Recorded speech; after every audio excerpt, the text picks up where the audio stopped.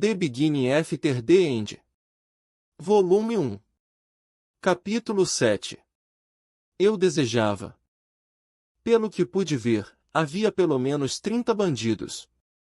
Nossa situação atual era, na melhor das hipóteses, desfavorável, pois tanto nosso caminho para frente quanto nossas rotas de fuga foram bloqueados por bandidos empunhando espadas, lanças e outras armas de longo alcance.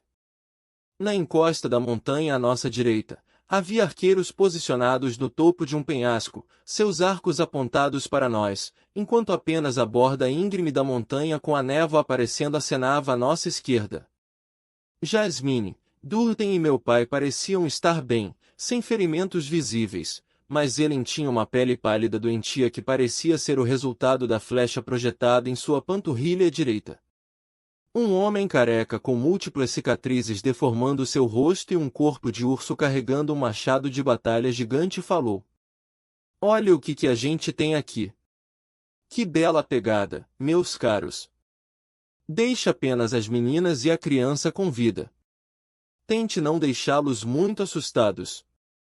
Produtos danificados serão vendidos com um valor menor do que deveria." Ele bufou com um sorriso que revelou uma boca quase desdentada. Mercadoria danificada. Senti minha temperatura corporal subir, tenso por causa de uma raiva latente que não sentia por alguém há algum tempo. Estar protegido na bolha da minha casa quase me fez esquecer que qualquer mundo tem sua própria cota de lixo como ele.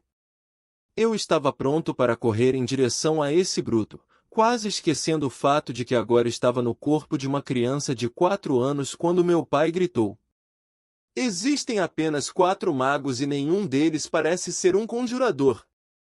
O resto são guerreiros normais." Flutuações fracas de mana ao redor do corpo de uma pessoa tornam os magos distinguíveis em comparação com humanos normais, apenas aparentes se estudados de perto.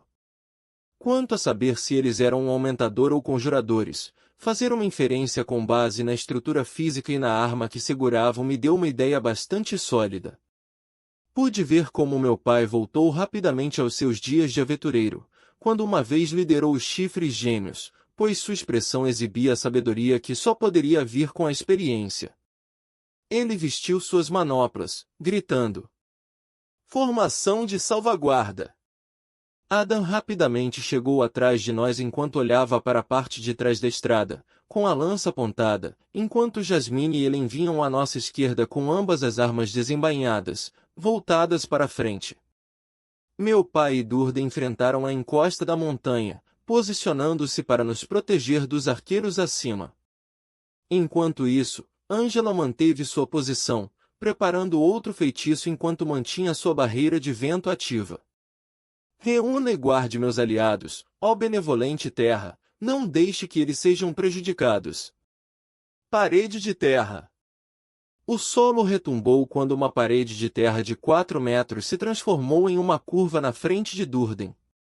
Usando aquele momento, meu pai disparou para frente, erguendo suas manoplas em posição de guarda contra as flechas em direção aos arqueiros inimigos. Momentos depois, Angela terminou seu feitiço e desencadeou uma torrente de lâminas de vento, apontadas para frente e para trás do caminho. Essa foi aparentemente a deixa enquanto Adam e Jasmine se escondiam atrás do feitiço de vento, chegando na frente de nossos inimigos perturbados que estavam cobrindo seus órgãos vitais contra a rajada de lâminas. Ellen permaneceu, sua flecha encaixada e o arco puxado, impregnando a ponta com mana que se projetava em uma tênue luz azul. Não era preciso ser um gênio para perceber que esse arranjo era ideal para proteger pessoas ou bens valiosos. Com 2 camadas de proteção dos conjuradores e um arqueiro mago pronto para atirar em qualquer um que conseguisse cruzar os assaltos de Adam, Jasmine e do meu pai para a linha de defesa, era um padrão, mas uma formação bem planejada. "Guerreiro vindo em sua direção, Ellen!" Adam gritou enquanto se esquivava do golpe de uma massa, dando um golpe preciso na jugular do infeliz bandido. Seus olhos se arregalaram quando ele deixou cair a arma, tentando desesperadamente selar a ferida fatal com as mãos trêmulas enquanto o sangue jorrava pelas fendas entre os dedos. Minha mãe estava me segurando firmemente em seu peito enquanto tentava desviar meus olhos das cenas sangrentas que aconteciam ao nosso redor. Felizmente para mim, ela não estava olhando para mim, então ela não percebeu o que eu podia ver claramente. Enquanto isso, um homem de meia idade, desgrenhado, empunhando um facão se lançou em direção a Angela, na esperança de interromper o feitiço. Embora o feitiço da pá de vento não parecesse muito poderoso, ele forneceu uma distração dolorosa que estava nos mantendo em pé de igualdade, apesar de nossa falta de números. Tentei me libertar para bloquear o homem antes que ele pudesse atacar Angela, mas antes que pudesse me afastar de minha mãe, já havia acabado. O som feroz do show veio somente depois que a flecha fez seu trabalho. O tiro de Ellen carregou uma força poderosa o suficiente para perfurar o peito blindado do bandido empunhando o facão e erguê-lo para cima e para trás meia dúzia de metros, pregando-o no chão. Parei por um breve momento para fazer uma anotação mental. Os sábios não devem irritar Ellen. Os olhos de Ellen se estreitaram quando ela encaixou e puxou outra flecha. Focalizando, eu podia ver vagamente a mana acumulando em seu olho direito enquanto ela fechava o esquerdo. NT. O autor deixou essa parte muito em aberto. Porém, irei explicar para vocês essa parte da mana no olho da Ellen. Ela imbuiu mana em seu olho para ter um aprimoramento na sua visão, e assim, ter uma menor taxa de erro em acertar o alvo. Logo, outra flecha reforçada passou como um raio, seguida por um chiado agudo, ignorando toda a resistência aérea oposta enquanto se aproximava de outro caça-inimigo. Este homem lembrava vagamente um Durden menor, exceto mais musculoso e mais anguloso de rosto. Suas sobrancelhas franziram em concentração, sua espada gigante, que era da altura dele, de alguma forma alcançou a flecha a tempo, gerando o som de uma bala atingindo o metal. O lutador inimigo deslizou para trás, mas não foi ferido enquanto ancorava. Ele ancorou sua espada grande no chão, usando-a para se equilibrar. No entanto, antes mesmo de ter a chance de sorrir satisfeito, uma segunda flecha perfurou sua testa. Foi uma visão sombria, ver a luz sumir de seus olhos. Jasmine estava engajada em um duelo intenso contra um aumentador, cuja arma era um chicote de corrente longa. Parecia que Jasmine estava em desvantagem, já que o alcance de suas duas adagas era nitidamente prejudicial nesse duelo. Ela estava fazendo tudo o que podia para evitar os movimentos erráticos do chicote. Agora, era evidente que o inimigo havia percebido quanto ela estava lutando enquanto ele zombava e lambia os lábios. Vou me certificar de tratá-la muito bem antes de vendê-la como uma escrava, mocinha. Não se preocupe, quando eu terminar de treinar você, você estará implorando para ficar comigo. Ele sibilou, seguido por outra lambida de seus lábios. O próprio pensamento me fez estremecer, mas, neste ponto, tudo o que eu podia fazer era cerrar os punhos em frustração. Contra um lutador, tive uma chance, mas agora, contra um aumentador adulto? Não tive confiança para vencer. Doeu muito em mim por ficar na proteção de todos enquanto eles arriscavam suas vidas. Tentei encontrar maneiras de ajudar, mas, até agora, nenhuma me veio à mente. Eu só pude cerrar os dentes e resistir. Examinando a batalha, vi que a parede de terra estava se segurando forte, nenhuma das flechas sendo capaz de penetrar. Focalizando no Durden, observei sua mão esquerda, que estava direcionada para a parede de terra, enquanto ele mantinha um fluxo constante de mana para evitar o colapso.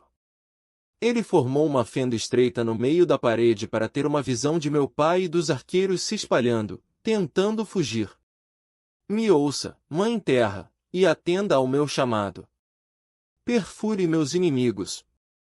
Não deixe nenhum deles viver. Pico de ruptura. Após um breve atraso, uma dúzia de estacas começaram a disparar do solo nos arqueiros bandidos. Enquanto alguns conseguiram se esquivar, muitos dos bandidos foram empalados, seus gritos duraram apenas alguns momentos antes de morrer. Durden parecia reconhecidamente esgotado por aquele feitiço, sua mandíbula cerrou enquanto gotas de suor escorriam por seu rosto pálido. Foi nesse momento que percebi que minha mãe havia sacado uma varinha. Seus dedos trêmulos estavam mexendo nele antes de ela balançar a cabeça e enfiá-lo de volta em seu hobby. No lugar da varinha, ela me segurou com mais força. Não havia ninguém do nosso lado ferido além de Helen, que havia amarrado o ferimento em sua panturrilha. Felizmente a flecha não estava alojada muito fundo, graças ao reforço de mana de Helen. No momento em que ela o feriu, o sangramento parou, mas durante todo esse tempo, minha mãe teve um olhar constante de paranoia, seu rosto pálido de preocupação.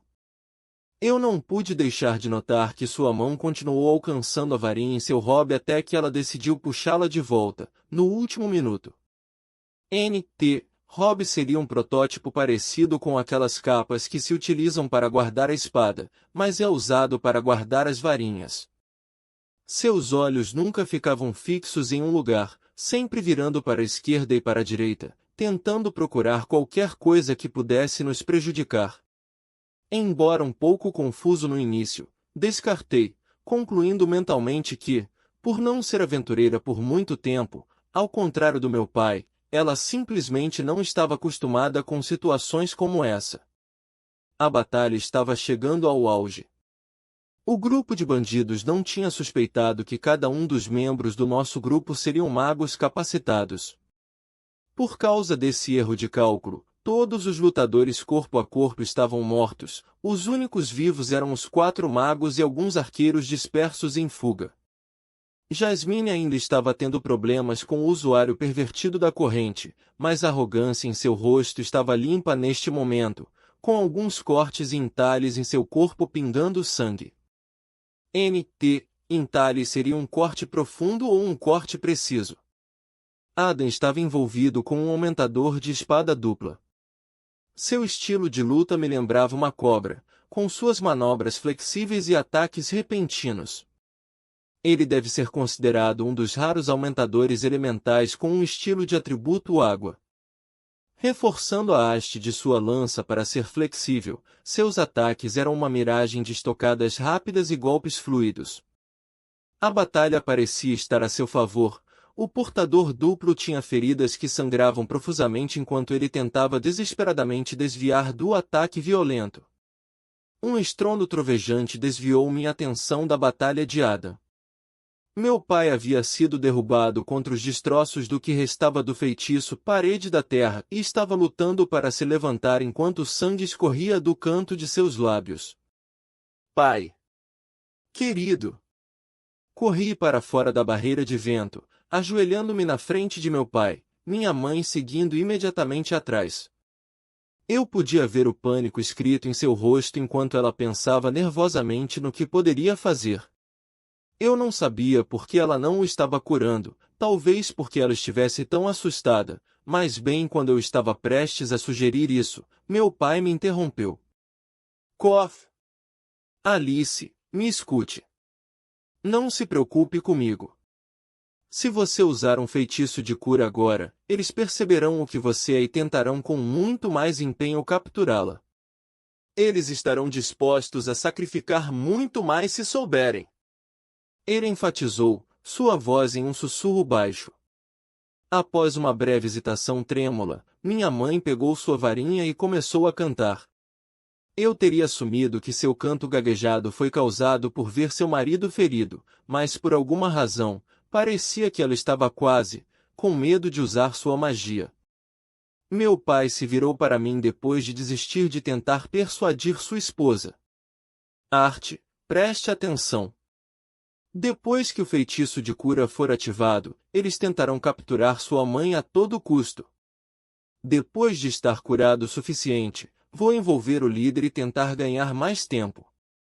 Acho que posso vencê-lo, mas não se tiver que me preocupar em proteger vocês. Leve sua mãe de volta à estrada e não pare, Adam vai abrir um caminho para você. Não, pai. Eu vou ficar aqui com você.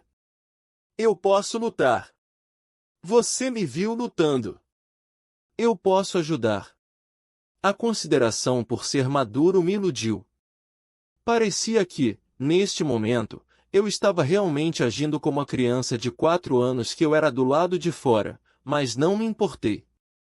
Eu não deixaria para trás minha família a quem aprendi a amar e amigos com quem me relacionei tanto na última semana e meia. Escute-me, Arthur Levin. Meu pai rugiu agonizantemente. Esta foi a primeira vez que ouvi sua voz assim, o tipo de voz que alguém usaria apenas para medidas desesperadas. Eu sei que você pode lutar.